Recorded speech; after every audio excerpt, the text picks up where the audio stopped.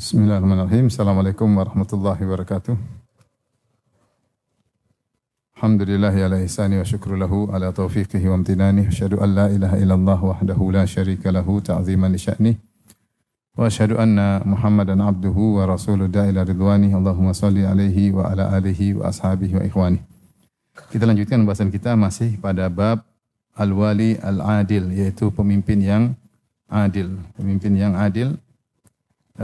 Kita masuk pada hadis-hadis yang terakhir, yaitu hadis berikutnya. An Auf bin Malik radhiyallahu anhu qala sami'tu Rasulullah sallallahu alaihi wasallam yaqul, aku mendengar Rasulullah sallallahu bersabda, khiyaru a'immatikum alladzina tuhibbunahum wa yuhibbunakum. Sebaik-baik pemimpin kalian adalah yang kalian mencintai mereka dan mereka juga mencintai kalian. Wa tusalluna alaihim wa yusalluna alaikum, dan mereka mendoakan kalian, mendoakan mereka dan mereka juga mendoakan kalian. Wa syiraru a'immatikum, dan seburuk-buruk pemimpin kalian alladzina tubghidunahum wa yubghidunakum, yang kalian benci mereka, mereka juga benci kalian. Wa tal'anunahum wa yal'anunakum, yang kalian mendoakan keburukan bagi mereka, melaknat mereka, dan mereka juga sebaliknya melaknat kalian, itu mendoakan keburukan bagi kalian.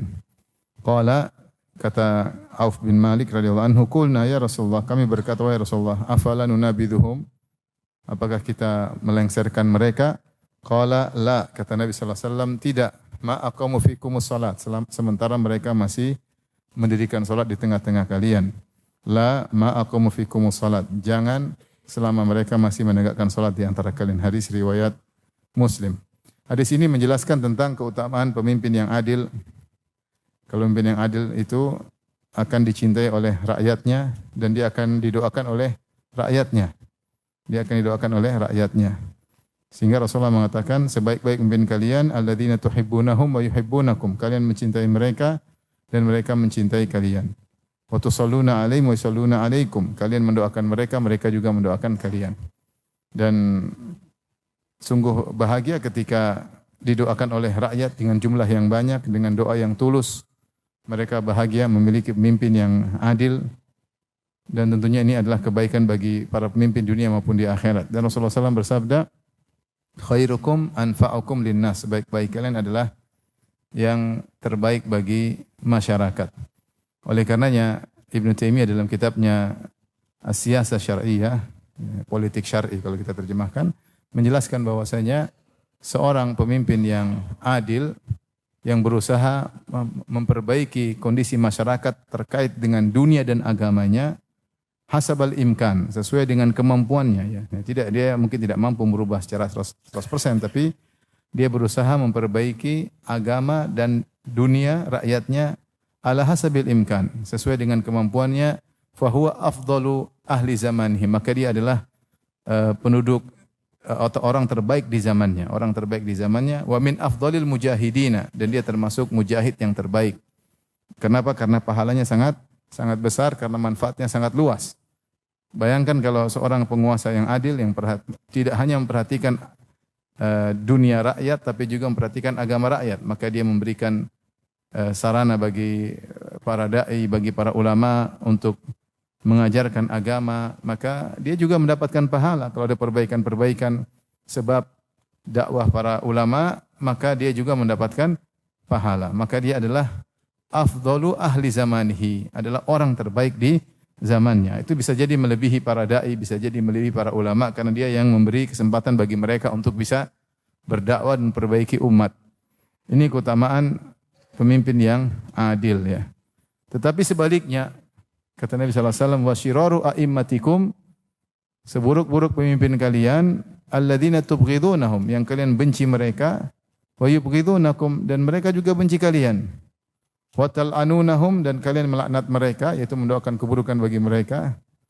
Wa yal'anunakum, dan mereka juga melaknat kalian.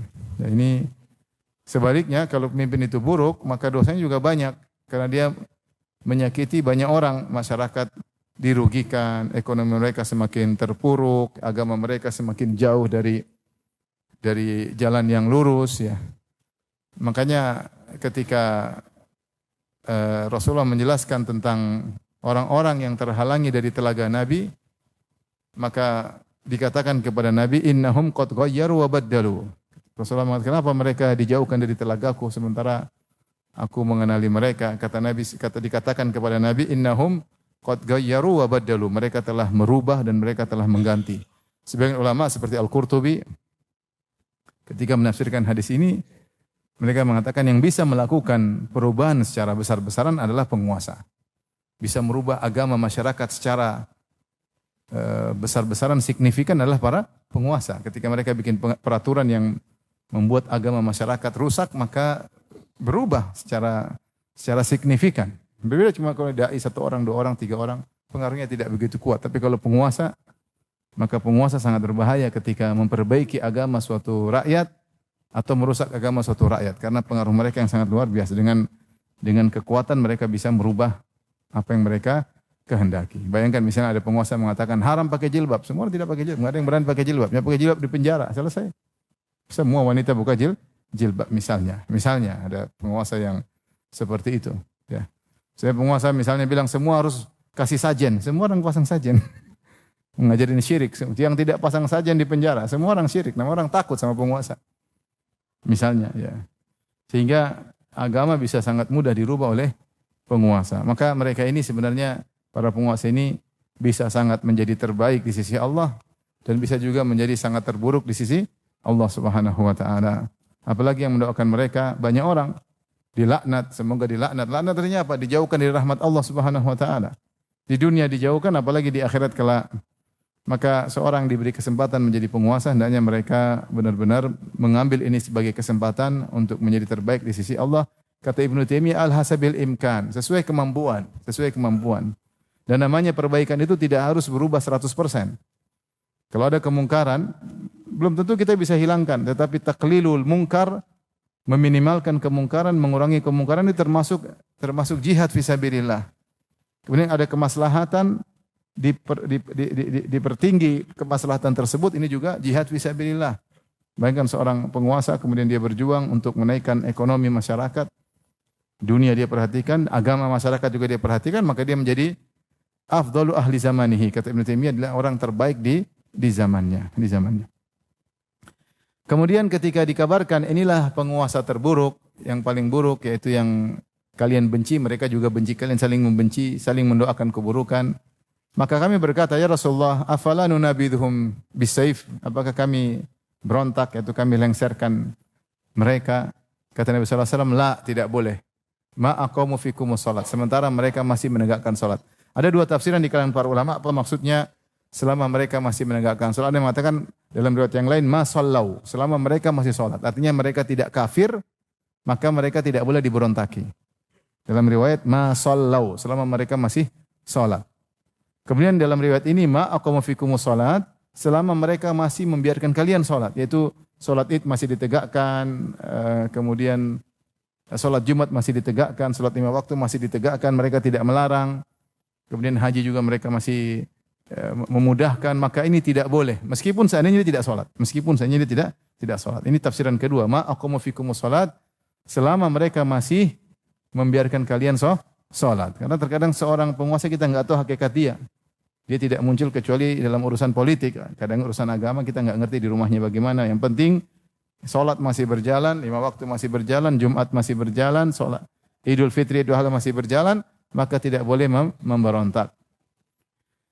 Dalam riwayat yang lain kata Nabi sallallahu alaihi wasallam, illa antarau kufran bawahan, kecuali kalian melihat kekufuran pada yang jelas pada mereka. Nanti akan kita jelaskan insyaallah pada bab berikutnya.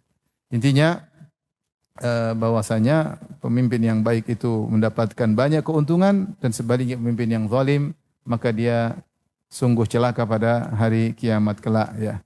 Kalau seorang menzalimi 1 orang aja masih mending, di persidangan dia akan dihadirkan oleh Allah Subhanahu wa taala, saling di hadapan Allah di sidang 1 lawan 1. Tapi kalau yang dia zalimi adalah rakyat, yang dia zalimi 10.000 orang, yang dia zalimi 1 juta orang, yang dia zalimi 100 juta orang, waliyadzubillah. Misalnya mereka buat peraturan, kemudian disogok, akhirnya harga bayar listrik dinaikkan. Hanya tanda tangan, yang penting ada uang masuk di di kantongnya, akhirnya listrik naik, harga tidak wajar.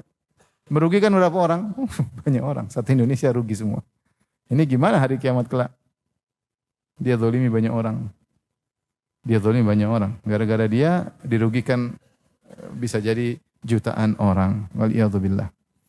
Tapi hadis berikutnya, hadis yang terakhir terkait dengan keutamaan pemimpin yang adil.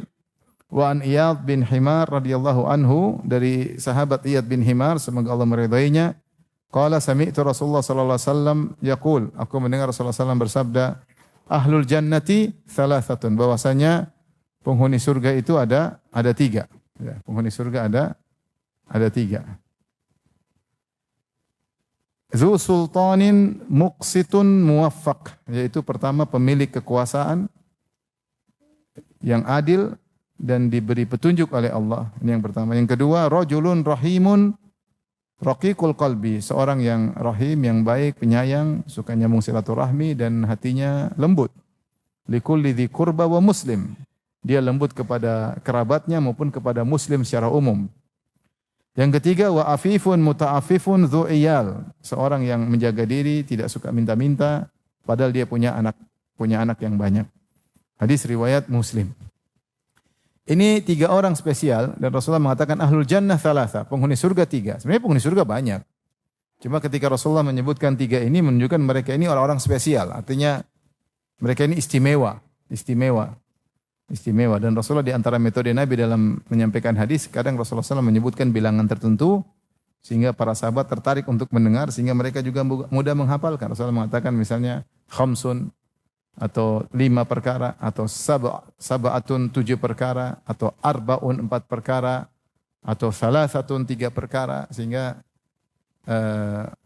para sahabat mendengar dan mereka mudah untuk menghafalkan, ya, karena Rasulullah menyebutkan bilangan. Dalam hadis ini kata Rasulullah SAW, ahlul jannati salasatun, penghuni surga 3, maksudnya ini orang spesial. Yang pertama, yang paling utama, zu sultanin muwaffaq, muqsit muwaffaq, yaitu pemilik kekuasaan yang muqsit, maksudnya adil, ya. Jadi kalau muqsit artinya adil, kalau qasid artinya zalim.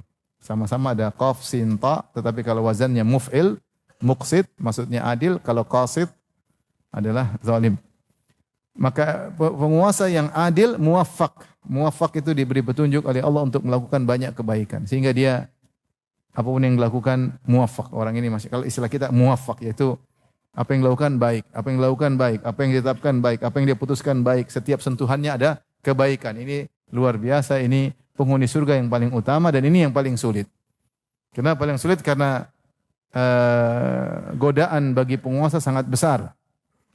Karena penguasa bisa jadi sombong, bisa jadi angkuh, mikir diri sendiri, mikir keluarga sendiri, pengen bersenang-senang.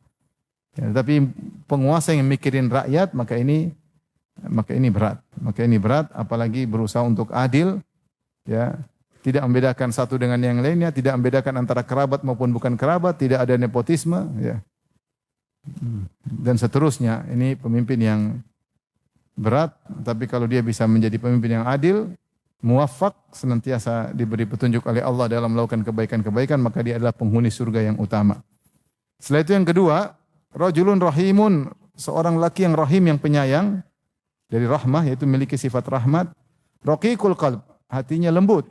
Kepada siapa? Likulli dzi qurba, kepada setiap kerabatnya, wa muslim, dan kepada setiap muslim. Dia lembut kepada kerabat maupun non kerabat. Kenapa? Karena dia penyayang dan hatinya lembut, ya. Ada sebagian orang sama kerabat sayang, tapi non kerabat tidak sayang, kasar. Ada orang kepada non kerabat lembut, kepada kerabat kasar. Kepada non kerabat lembut, sama kerabat sendiri kasar, ya. Tetapi seorang yang perhatian terhadap kerabatnya dan juga kepada setiap muslim, dia lembut, hatinya lembut, penyayang, tidak mudah emosi, akhlaknya baik, tawadhu, maka dia adalah penghuni surga. Semua orang nyaman sama dia. Kenapa? Hatinya lembut. Tidak tertampak dalam dirinya omongannya ada kesombongan sedikit pun, ada keangkuhan sedikit pun. Ya. Kenapa? Hatinya lembut. Ya. Tidak ada arogan dalam dirinya sama sekali. Kenapa? Hatinya lembut. Tidak ada niat menyakiti seorang pun karena dia penyayang. Tidak ada niat menyakiti seorang pun. Kerabatnya, maupun siapa muslim manapun yang dia temui. Tidak ada niat menyakiti pembantunya, tidak ada niat menyakiti supirnya, tidak ada niat menyakiti pegawainya. Tidak ada dalam benaknya pikiran seperti itu. Kenapa dia rahim, dia penyayang ya. Kepada kerabat maupun kepada selain kerabat. Dan ini disebut kerabat tentu karena kerabat disebut dahulu karena kerabat lebih utama. Ini harus kita perhatikan karena kita dapati sebagian orang sama kerabat kasar kepada non kerabat baik ya. Kerabat non kerabat baik. Ini salah prioritas ya. Sama teman luar biasa baiknya, sama kakak sama adik judes ya. Sama teman masya Allah lembut, hormat, ketawa ketiwi, periang. Begitu ketemu kakak dan adik judes, semrawut mukanya, mukanya masam. Ya, ini tidak benar. Kalau ingin menjadi penghuni surga, penuh kasih sayang, hati yang lembut kepada kerabat maupun non kerabat. Yang ketiga ini juga susah, wa afifun muta'affifun dzu'iyal. Seorang yang tidak minta-minta ya. Bahkan muta'affif, bahkan berusaha tidak minta-minta, tidak pernah minta kepada orang baik secara sorohah, secara terang-terangan maupun isyarat, tidak. Secara terang-terangan, jangankan terang-terangan, isyarat pun dia tidak mau minta. Ya. Makanya Rasulullah mengatakan bukanlah miskin yang ketika mengetuk pintu ditolak ya. Tetapi miskin adalah yang dia tidak mencukupi kebutuhannya sementara tidak ada yang tahu kalau dia miskin.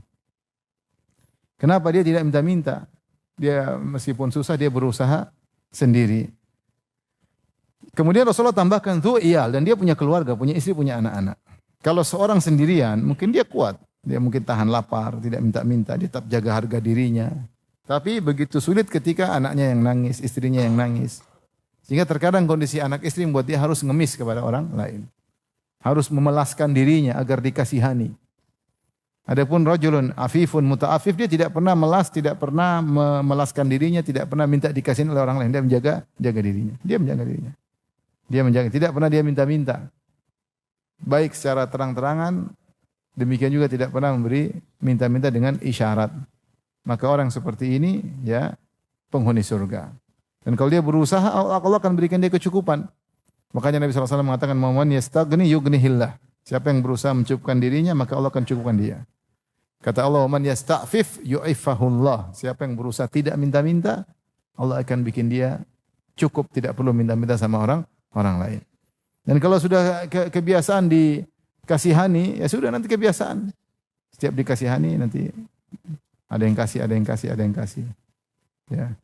Minta dikasihani lewat status, minta dikasihani lewat. Ya.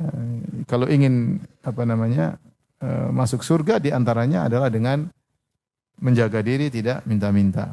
Intinya dalam hadis ini ketika Rasulullah menyebutkan tentang 3 penghuni surga, orang pertama yang Rasulullah sebutkan adalah Zu Sultanin Muqsit Muwaffaq, yaitu pemilik kekuasaan yang adil dan diberi taufik oleh Allah Subhanahu wa taala. Baik, ini hadis-hadis tentang keutamaan al-wali al-adil, yaitu penguasa yang adil. Sekarang berikutnya terkait dengan rakyat. Kita sebagai rakyat, apa kewajiban kita di hadapan para penguasa. Bab 80, babu wujubi ta'ati wulatil umur fi ghairi maksiatin wa tahrimi ta'atihim fil maksiyah.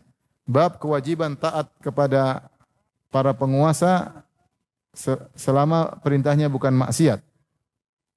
Dan mengharamkan ketaatan kepada mereka kalau dalam rangka maksiat. Kemudian Imam Nawawi rahimahullah seperti kebiasaan beliau membawakan ayat kemudian hadis-hadis. Qala Allah Ta'ala, Allah berfirman, Ya ayyuhalladzina amanu atiiullaha wa atiiur rasula wa ulil amri minkum. Wahai orang yang beriman, taatlah kepada Allah dan taatlah kepada Rasulullah dan kepada pemegang urusan kalian. Ulil amri itu pemegang urusan kalian. Pemegang urusan kalian. Di sini ketika Allah berbicara tentang Allah, Allah mengatakan pakai kata ati'u. Ya ayyuhalladzina amanu ati'ullaha. Taatlah kepada Allah. Ketika kepada Rasul Allah ulangi lagi kalimat ati'u. Wa ati'ur rasul. Taatlah kepada Rasulullah. Tetapi ketika kepada ulil amri, Allah tidak mengulangi kata ati'u. Tapi langsung ulil amri minkum. Kenapa? Kalau taat kepada Allah secara mutlak, taat kepada Rasulullah secara mutlak, harus taat. Tapi kalau kepada penguasa, tergantung. Kalau dia memerintahkan kepada kebaikan, wajib taat. Kalau dia memerintahkan kepada kemaksiatan maka tidak boleh taat. Karena ketaatan mereka tidak taat kepada mereka tidak mutlak. Tapi harus sesuai dengan ketaatan kepada Allah dan Rasulnya. Kemudian juga ayat ini kata Syekh Utsaimin rahimahullahu taala memberi isyarat ketika dikhususkan penyebutan ulil amri, penyebutan penguasa, menunjukkan mereka punya hak spesial untuk ditaati. Mereka punya hak spesial untuk ditaati, bahkan pada perkara-perkara yang tidak ada dalilnya selama bukan maksiat. Jadi kalau penguasa nyuruh apa saja, selama itu bukan maksiat, bukan kemudaratan yang jelas, ini perkara ijtihadiyah, maka wajib kita untuk taat. Kalau bilang misalnya bupati suruh, bupati apa dalilnya? Kalau dalilnya sudah Allah dan Rasulnya sudah cukup. Kalau taat kepada bupati harus pakai dalil, taat kepada misalnya gubernur harus pakai dalil atau presiden harus pakai dalil, maka cukup kalau gitu Allah hanya berfirman ati Allah wa ati Rasul. Paham? Cukup, berarti Allah taat kepada Allah dan Rasul, maka semuanya harus pakai dalil. Ketika Allah menyebutkan wa ulil amri minkum dan juga taat kepada ulil amri, dikhususkan penyebutan ulil amri berarti mereka punya hak untuk ditaati justru pada perkara-perkara yang tidak ada dalilnya harus ditaati terkait dengan kemaslahatan-kemaslahatan yang mereka undang-undang yang mereka buat selama tidak melanggar Al-Qur'an dan Sunnah dan itu ada kemaslahatan yang jelas maka wajib untuk ditaati. Oleh karenanya misalnya penguasa membuat aturan lampu merah ya. Ada lampu merah, lampu hijau ya. Ya, kita kalau di jalan akan kita langgar. Karena itu peraturan demi maslahat enggak? Demi maslahat. Kita demi kemaslahatan. Maka jangan kita langgar ya. Jangan kita langgar. Jangan bilang dibuat peraturan ya untuk dilanggar. Peraturan ini maslahat enggak? Maslahat. Kalau enggak lampu merah gimana? Lalu lintas kacau. Misalnya penguasa buat undang-undang bahwasanya kalau nikah hendaknya lapor KUA atau harus ada surat nikahnya supaya tidak kacau balau. Nanti ada laki-laki bawa perempuan dibilang saya sudah nikah, nikahnya mah enggak ada, ya, sudah resmi secara agama. Tapi memang tidak secara agama tidak harus ada surat nikah, tetapi secara undang-undang negara harus ada surat nikah. Itu maslahat atau tidak? Maslahat dan tidak melanggar aturan Al-Qur'an dan Sunnah. Ini contoh maksud saya. Maka harusnya kita taat karena itu ada maslahatnya sangat jelas. Kalau masalahnya sangat jelas, maka wajib kita untuk taat. Kita berusaha taat. Sebagai bentuk pengamalan dari firman Allah Subhanahu wa taala. Karena kalau penguasa tidak ditaati negara kacau. Negara kacau. Yang memegang kekuasaan mereka wa ulil amri. Siapa ulil amri? Ulil amri pemegang kekuasaan. Pemegang urusan ya. Kalau tidak ditaati maka akan kacau, akan hancur suatu negara. Maka di sini banyak hadis nanti akan disebutkan kewajiban taat kepada penguasa selama bukan pada kemaksiatan. Dan banyak sekali undang-undang yang mungkin bisa dibuat oleh penguasa yang maksudnya Al-Quran dan Sunnah tidak ada nas khusus terkait dengan masalah itu, ya masalah tidak ada nas secara spesifik tentang masalah itu maka perkaranya terbuka selama itu ada maslahatnya dan bukan maksiat maka kita berusaha taat kepada peraturan pemerintah. Ya. Kita berusaha kalau ini kita tahu ini baik ini maslahat kita taat. Dan kita dapat pahala dari Allah Subhanahu wa taala karena kita menjalankan perintah Allah Subhanahu wa taala. Tapi kalau peraturannya memang melanggar syariat ya tidak boleh taat. Kemudian Al-Imam Nawawi rahimahullah membawakan dalil-dalil tentang kewajiban taat kepada penguasa dalam perkara selain maksiat. Hadis pertama Ibnu Umar radhiyallahu anhuma anin Nabi sallallahu alaihi wasallam qala dari Nabi sallallahu alaihi wasallam beliau bersabda alal mar'il muslim as-sam'u wat ta'atu fima ahabba wa karih. Wajib bagi seorang muslim untuk mendengar dan taat pada perkara yang dia sukai maupun yang dia benci. Artinya terkadang penguasa menyuruh yang sesuai dengan kau sukai dan terkadang ternyata penguasa bikin peraturan yang kau tidak sukai. Misalnya penguasa bikin peraturan, kita sebagai pengusaha misalnya.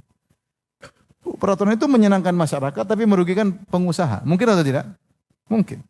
Tapi kita ada maslahatnya. Ini bukan sudah kita taat aja. Kita tidak sukai. Tapi ada maslahat buat masyarakat. Mau nego silakan nego, tetapi kata Nabi dengar dan taat meskipun pada perkara yang kamu tidak sukai. Saya kemarin ditanya tentang misalnya peraturan orang jual beli barang dari luar, ada barang dari luar ilegal masuk kemudian murah. Saya bilang dilarang oleh penguasa enggak? Dilarang oleh pemerintah. Kenapa? Ada maslahat enggak dilarang itu? Ada. Karena kalau dibuka mungkin bisa mematikan pengusaha di tanah air. Macam ada kalau kau lihat ada maslahat berarti wajib ditaati. Kalau kau lihat ada maslahat, memang merugikan engkau karena akhirnya dagangan kurang. Nah, kalau boleh kan enak tinggal import dari mana, diam-diam, terus petugas bea cukai kita sogok, kemudian masing-masing selesai. Untung banyak. Ya. Tetapi bisa ketika penguasa membuat peraturan demi kemaslahatan para pedagang di tanah air misalnya. Maka saya tanya sama dia, itu peraturan ada maslahatnya enggak? Kata dia ada. Sudah kalau ada maslahatnya, kau taat. Meskipun kau tidak jadi berdagang. Maka wajib bagi kita untuk taat kepada penguasa pada perkara yang kita suka maupun yang tidak kita suka. Yang tidak kita suka. Illa an yu'maru bi ma'siyah, kecuali dia diperintahkan untuk maksiat, disuruh zina, disuruh minum khamar, disuruh riba, ya enggak lah. Enggak. Disuruh sajen, ya. Disuruh ikut acara Natalan, enggak lah, enggak, itu maksiat. Enggak. Gimana kita mengucapkan selamat Natal, selamat hari lahir Nabi Isa sebagai anak Tuhan? Kalau hari lahir Nabi Isa sebagai nabi masih mending, itu pun tidak perlu kita rayakan. Apalagi hari lahir Nabi Isa sebagai nabi atau sebagai anak Tuhan? Sebagai nabi atau versi mereka sebagai nabi atau sebagai anak Tuhan?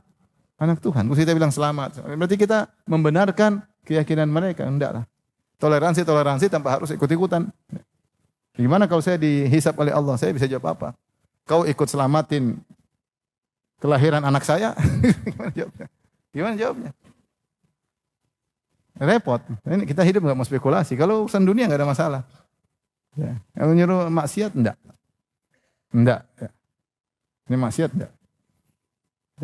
Illa an yu'maru bi maksiyah, kecuali diperintahkan untuk maksiat. Fa idza umira bi maksiatin, kalau diperintahkan untuk maksiat, fala sam'a wala ta'ah, maka tidak perlu mendengar dan tidak perlu taat. Muttafaqun alaih. Hadis riwayat Bukhari dan Muslim.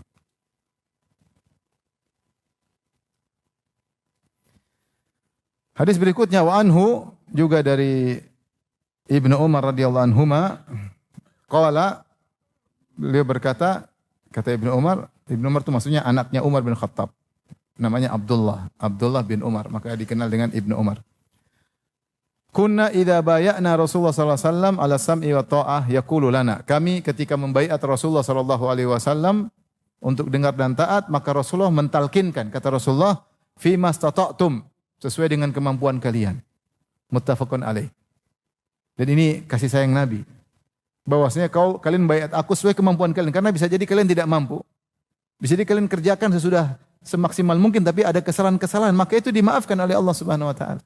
Yang penting seorang jujur berusaha menjalankan tugas negara dengan sebaik-baiknya semampu dia. Kemampuan kita terbatas, waktu kita terbatas, ada human error, banyak hal yang tidak bisa kita sempurna.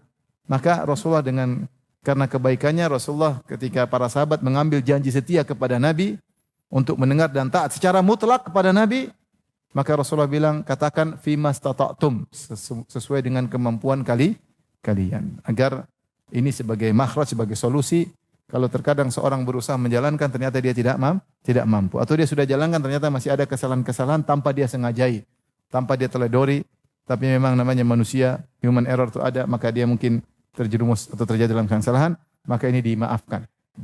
Dimaafkan. Maka seorang berusaha taat kepada penguasa, mendengar dan taat semampunya. Wa anhu, dari Ibnu Umar radhiyallahu anhuma, beliau juga berkata, sami'tu Rasulullah sallallahu yaqul, aku mendengar Rasulullah sallallahu bersabda, man khala'a yadan min ta'atin laqiyallaha yaumal qiyamah wala hujjata lahu wa man mata wa laysa fi unuqi bai'ah mata mitatan jahiliyah, rawahu Muslim. Barang siapa yang melepas ketaatan, tangannya dari ketaatan. Dulu kalau zaman dahulu, kalau ada penguasa baru maka dibaiatlah seluruh masyarakat. Dimulai dari ahlul hil wal aqd, yaitu para ulama, para kepala-kepala kabilah, kepala-kepala suku, pembesar-pembesar negara, itu dibaiat langsung tangan dengan tangan. Yang selanjutnya rakyatnya tidak harus baiat tangan per tangan. Karena cukup perwakilan-perwakilan mereka itulah yang baiat, maka rakyat tinggal mengikuti. Tapi rakyat secara otomatis mengikuti selama dia tinggal di negeri tersebut, harusnya dia taat, ya.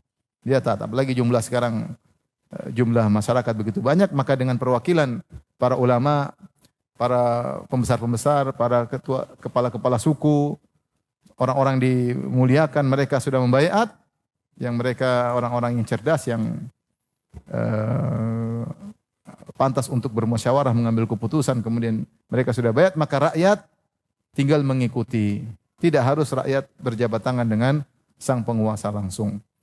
Maka Nabi mengingatkan, man khala'a yadan min ta'ah, siapa yang kemudian berlepas diri, saya tidak mau taat, saya tidak ada baiat, saya tidak ada kepatuhan kepada penguasa manapun, saya bebas merdeka. Enggak. Laqi Allah yaumal qiyamah wala hujjata lahu, maka dia akan bertemu dengan Allah tidak punya hujjah untuk membantah karena terlalu banyak dalil dari Al-Qur'an maupun sunnah yang menyuruh orang untuk membaiat penguasa yang sah. Untuk taat kepada penguasa selama menyuruh kepada kebaikan. Kemudian Nabi mengingatkan, waman mata walaysa fi unuqihi bai'ah, dan siapa yang meninggal selama di leher, sementara di lehernya tidak ada baiat, yaitu tidak ada janji setia untuk taat kepada penguasa, mata mitatan jahiliyah, maka dia meninggal dengan meninggal jahiliyah. Yang dimaksud dengan meninggal jahiliyah di sini, maksudnya dia meninggal seperti layaknya orang-orang jahiliyah dahulu. Karena sebelum Nabi menjadi seorang Nabi, orang-orang Arab itu tidak mau bersatu. Mereka kabilah, masing-masing suku punya kerajaan sendiri. Mereka tidak mau taat kepada atasan, apalagi lain suku. Mereka merdeka, hidup merdeka. Sehingga siapa yang meninggal tidak punya ketaatan kepada atasan, tidak ada penguasa yang dia taati, maka dia seperti orang-orang jahiliyah. Bukan maksudnya mati kafir. Bukan maksudnya mati kafir. Ini dijelaskan oleh para ulama. Bukan maksudnya mati dalam kondisi kafir. Karena sebagian kelompok seperti Islam Jamaah bilang gitu. Kalau mati enggak punya baiat, mati jahiliyah. Baiatnya siapa? Imam kita dong. Ya. Kalau enggak berbaiat sama imam kita, mati jahiliyah, mati kafir. Ini bahlul. Apa namanya? Bahlul. Dia menafsirkan hadis sendiri. Ya. Kemudian yang jadi patokan Islam atau tidak, imamnya sendiri. Ya. Imamnya sendiri. Taib, wa fi riwayatan lahu, dalam riwayat yang lain, wa man mata wa huwa mufariqun lil jamaah fa innahu yamutu mitatan jahiliyah. Siapa yang meninggal kemudian dia meninggalkan jamaah, dia berontak keluar dari kekuasaan penguasa, yaitu dia keluar dari negerinya, maka dia kalau matinya mati jahiliyah. Ini menunjukkan penekanan dari Nabi SAW. Kita ini hidup bernegara harus ada penguasa dan hanya bisa berjalan kalau ditaati. Tentu ditaati pada perkara yang ma'ruf. Kalau kita ingin sendiri-sendiri maka tidak ada negara. Kalau tidak ada negara kita yang hancur. Jadi budak bagi negara-negara yang lain. Dikuasai, dihabisi, dibunuh. Maka saya sering bilang bahwasanya perjuangan para pejuang sehingga mendirikan negara Indonesia dengan pengorbanan yang luar biasa harus disyukuri, harus disyukuri. Ya, di antaranya dengan jaga keutuhan negara, ya, di antaranya dengan taat kepada penguasa, ya, selama menyuruh kepada kebaikan. Adapun mereka punya kekurangan, kita sabar, kalau bisa nasihati, kalau bisa diperbaiki. Tapi jangan berpikir untuk merusak negara ini dengan memberontak, ya. Taib, hadis berikutnya, wan Anas radhiyallahu anhu qala, dari Anas radhiyallahu anhu qala Rasulullah sallallahu alaihi wasallam. Rasulullah sallam bersabda, isma'u wa ati'u wa in istu'mila alaikum abdun habasyi ka'anna ra'sahu zabibah, rawahul Bukhari. Kata Rasulullah sallam, dengarlah dan taatlah. Ini Rasulullah bercerita tentang para pemimpin nanti setelah beliau meninggal. Akan datang penguasa seperti ini. Kalau sama Nabi mereka tentu taat semua. Rasulullah bicara tentang penguasa-penguasa nanti belakangan. Isma'u wa ati'u. Dengar dan taatlah. Meskipun digunakan memimpin kalian adalah seorang hamba Habasyi. Habasyi, hamba sahaya yang berkulit hitam. Ka'ana ra'sahu zabibah. Seakan-akan kepalanya adalah zabib, kismis. Yaitu hitam, ada kismis dari anggur yang hitam, yang penyet, ya. Ya, bentuknya kurang menarik, ya. Bahkan kalau yang memimpin kalian seorang budak, yang penampilannya, fisiknya berkulit hitam, kemudian kepalanya mungkin peang, tetap aja kalian harus taat. Selama itu perintah dari penguasa. Taib. Para ulama sepakat bahwasanya penguasa, khalifah tidak boleh budak. Khalifah tidak boleh budak. Lain halnya kalau petugas-petugas negara, ya misalnya mungkin camat ternyata budak, tapi kita taat kepada dia bukan karena dianya, tapi karena diperintah oleh atasan. Ini di antara tafsiran. Karena para ulama sepakat budak tidak boleh jadi penguasa. Budak tidak boleh mengurusi orang-orang merdeka. Makanya ini dari cerita yang masyhur tentang Daulatul Mamalik. Ya. Kita tahu bahwa di Mesir sebelumnya Daulah Abbasiyah, kemudian setelah itu sebelumnya adalah kerajaan dari Fatimiyah, dinasti Fatimiyah itu Syiah Ismailiyah sampai berkuasa 200 tahun lebih, hampir 250 tahun. Setelah itu datang dinasti Ayyubiyah, Ayyubiyah. Sebelumnya dinasti Abbasiyah, kemudian Tuluniyah, setelah Tuluniyah, kemudian Ikhshidiyah, setelah Ikhshidiyah baru dikuasai oleh dinasti Fatimiyah atau Ubaidiyah. Mereka Syiah Ismailiyah. 200 tahun lebih mereka berkuasa. Setelah itu datang dinasti Ayyubiyah dari Salahuddin Al-Ayyubi. Di zaman dinasti Ayyubiyah ternyata mereka membeli budak-budak. Budak-budak ini dilatih sebagai orang-orang ahli. Sampai karena mereka ahli, akhirnya mereka memiliki kedudukan-kedudukan sampai mereka jadi panglima-panglima perang, mereka jagoan-jagoan. Akhirnya panglimanya budak, anak buahnya orang-orang merdeka. Ini terjadi. Sampai di zaman Al-Iz bin Abdissalam, salah seorang ulama besar, ya, disebut dengan Sultanul Ulama. Dia berpindah dari Damaskus karena ada masalah, pindah ke Mesir. Kemudian dia melihat bahwasanya budak-budak tersebut menguasai orang-orang merdeka. Maka dia bilang tidak bisa. Dia kasih fatwa tidak sah pemimpinan mereka. Karena budak, gimana mimpin orang-orang merdeka? Akhirnya budak-budak tersebut marah karena mereka panglima-panglima. Kemudian waktu itu zamannya Najmuddin Ayyub bilang, ya gimana ya khalifah? Wahai syekh, kata dia enggak bisa, pokoknya enggak sah. Akhirnya tidak diterima fatwanya, akhirnya dia keluar meninggalkan Mesir, akhirnya diikuti oleh banyak orang, akhirnya penguasa mengalah. Maunya bagaimana? Ya sudah, mereka harus dijual supaya merdeka. Dijual, setelah dijual yang beli merdekakan. Akhirnya budak-budak tersebut dijual, panglima-panglima dijual. Dibeli, dimerdekakan lagi baru sah untuk menjadi panglima. Ini diantara sikap tegasnya Al-Iz bin Abdissalam. Ceritanya masyhur ya. Kemudian akhirnya dinasti Ayyubiyah jatuh, muncullah dinasti Mamalik. Budak-budak tadi yang sudah merdeka akhirnya menguasai negara, bikin dinasti di Mesir. Intinya para ulama sepakat bahwasanya budak tidak boleh menjadi penguasa. Mereka mungkin jadi penguasa dalam dua hal, dalam dua kondisi. Kondisi pertama, mereka adalah utusan dari raja. Raja yang merdeka utus budak, kamu atur mereka, ya ini mungkin. Karena dia hanya wilayah kecil. Kemungkinan kedua, mereka memberontak. Sehingga mereka akhirnya menguasai suatu negara. Ya sudah, kalau ketika suatu negara sudah dikuasai, bitagallub, dan ternyata yang memberontak seorang budak, dan akhirnya dia benar-benar jadi raja, maka ketika itu kata Nabi harus taat. Karena demi maslahat, jangan memberontak lagi. Karena memberontak lagi akhirnya pertumpahan darah. Siapa yang berhasil memegang kekuasaan dan telah disepakati oleh semua rakyat, maka hendaknya ditaati. Maksudnya Rasulullah memandang kemaslahatan. Ya.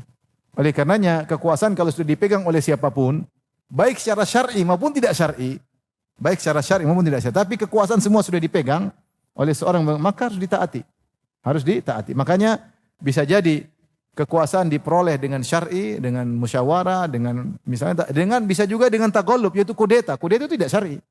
Kudeta secara syariat tidak syar'i, tetapi ketika sudah berkuasa dan dia memegang seluruh urusan negara, maka harus taat. Karena kalau memberontak lagi akan ada silsilah pertumpahan darah tidak ada habisnya. Maka kemaslahatan mengharuskan taat. Dan di antara dalil akan hal ini kata Rasulullah, meskipun misalnya yang ta'ammar alaikum abdun habasyi, meskipun yang memerintahkan kalian adalah seorang budak sahaya, bisa jadi budak tersebut menguasai suatu negara meskipun asalnya tidak sah, tetapi ketika dia berkuasa hendaknya taat demi kemaslahatan. Maka di sini penekanan dari Nabi untuk dengar dan taat meskipun yang memimpin adalah seorang budak yang berkulit hitam yang kepalanya peyang seperti kismis zabibah. Hadis berikutnya wa Nabi Hurairah radhiyallahu anhu qala Rasulullah sallallahu alaihi wasallam alaikumus sam'a wa ta'ata fi usrika wa yusrika. Wajib bagimu untuk mendengar dan taat dalam kesulitanmu maupun dalam kesenanganmu. Yaitu pada kondisi kau susah tetap taat, kondisi senang kau taat. Wa man syatika wa makrahika. Dalam kondisi kau lagi energik dan kondisi yang kau tidak sukai. Wa atharatin alaik, bahkan ketika ada athar. Athar itu apa? Athar itu dua tafsiran. Tafsiran pertama bahwasanya pemerintah atau penguasa memilih orang untuk dijadikan pejabat padahal kau lebih utama, tapi karena nepotisme kau dipinggirin. Akhirnya orang lain yang diangkat. Ini makna atharah, yaitu orang yang tidak berhak diangkat karena ada hubungan dengan penguasa. Atau yang kedua, penguasa ternyata mengambil keuntungan pribadi untuk keuntungan dirinya dan keluarganya, ini disebut juga dengan atharah. Maka Nabi mengatakan, kau akan mungkin menghadapi penguasa model seperti ini, karena tidak semua penguasa soleh dan baik ya. Apalagi siapa yang tidak terpesona dengan fitnah dunia dan kekuasaan. Orang beragama saja bisa terfitnah dengan dunia, dengan duit, dengan dolar, apalagi orang-orang yang tidak belajar agama dengan baik. Maka kemungkinan bertemu dengan penguasa yang atharah, yang nepotisme, dia memilih orang bukan dari keahlian, ya. Tetapi karena penjilat dia, maka dia pilih. Itu sangat mungkin terjadi. Atau dia atharah, yaitu dia ambil uang untuk kepentingan dan keluarganya, maka seakan-akan dia berkata, urusan mereka dengan Allah. Urusanmu kalau dia nyuruh kebaikan, taat. Urusanmu kalau dia nyuruh kebaikan, maka taat. Kalau dia suruh maksiat, jangan taat. Maka di antara fikih seseorang mengetahui apa kewajiban dia dan apa hak dia. Kalau kewajiban dia ya terkait penguasa, yaitu taat pada perkara yang baik. Jangan dia urusin kewajiban orang. Penguasa urusan dia dengan Allah Subhanahu wa taala. Ya. Maka kata Nabi, wa atharatan alaik, meskipun ternyata engkau dikesampingkan, kau harus taat. Kau harus taat selama perintah itu pada kebaikan. Ini sangat berat. Makanya hadis-hadis tentang ini sangat banyak. Hadis sangat banyak. Karena sulit untuk kita taat. Karena terkait dengan kemaslahatan ekonomi kita. Sulit. Adapun kalau Rasulullah perintahkan sholat, zakat, orang bayar. Sholat, puasa, bayar. Tapi Rasulullah bukan cuma memerintahkan sholat dan zakat, bayar zakat saja, haji saja. Rasulullah juga berbicara tentang muamalah dengan penguasa. Dan ini lebih berat menurut saya daripada yang lainnya. Karena terkait dengan kemaslahatan seseorang. Keputusan yang merugikan dia, yang mempengaruhi ekonomi dia, ya. Kalau memang ini keputusan bermaslahat secara umum meskipun merugikan sebagian pihak, maka hendaknya seorang taat. Ini sangat berat, ya. Sangat berat. Apalagi seorang sudah ahli kemudian dilengserkan atau dipinggirkan gara-gara penguasa punya kakak atau punya adik, punya om, punya tante, punya ini sangat berat. Tetapi kalau dia menyuruh kebaikan hendaknya taat. Berapa menit lagi? Baik, satu hadis lagi, panjang hadisnya. Kita baca.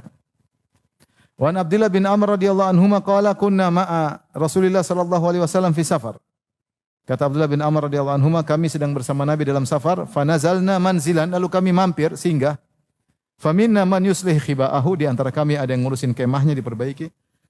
Wa minha man yantadilu, di antara kami ada yang latihan panah-panah. Wa minna man huwa fi jasyari, ada yang ada urusannya masing-masing. Idnada munadi Rasulullah sallallahu alaihi wasallam as-shalah jami'ah. Tiba-tiba ada seruan yang menyeru, ya. Jadi ada yang ngurusin